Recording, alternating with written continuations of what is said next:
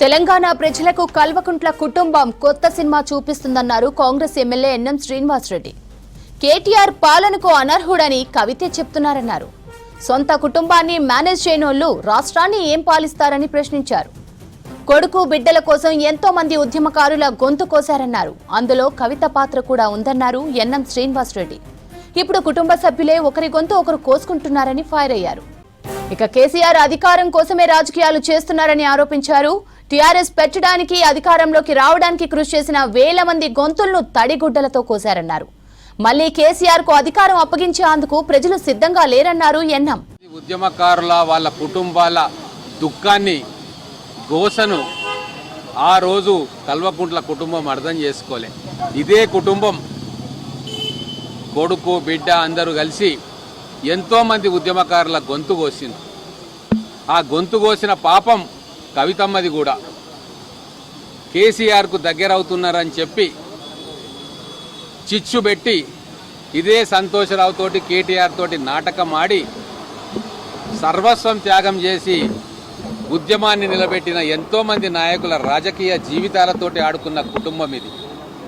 ఇది మళ్ళీ వాళ్ళకే తగడంతో ఈరోజు కకావికలం అయిపోతా ఉన్నారు కవితమ్మ. సొంత కుటుంబాన్ని మేనేజ్ చేసుకోలేని వ్యక్తి రేపు తెలంగాణను ఎట్లా పాలిస్తాడు? మొదటి నుంచి మా ఉద్యమకారుల మేము ఒకటే మాట చెప్తా ఉన్నాం. కేసీఆర్ అనే వ్యక్తి ఉద్యమానికి పనికొచ్చిండేమో కానీ అధికారానికి పనికి రాడు. ఆయన చేతిలో అధికారం ఉంటే తెలంగాణ సర్వనాశనం అవుతుంది అని చెప్పి 2015 నుంచి మేమందరము ఇల్లు ఇల్లు వాడవాడ ఊరూరు తిరిగి ఎన్నోసార్లు చెప్పడం జరిగింది. ఆయన 10 ఏళ్ల పాలనలో కేసీఆర్ కావచ్చు, ఆయన కుటుంబ సభ్యులు కావచ్చు, తెలంగాణ ప్రజలతోటి ఆటాడుకున్నారు. పనికిరాని ప్రాజెక్టులన్నీ కట్టి తెలంగాణ ఎప్పటికీ కోలుకోలేని విధంగా దెబ్బతీసిండ్రు.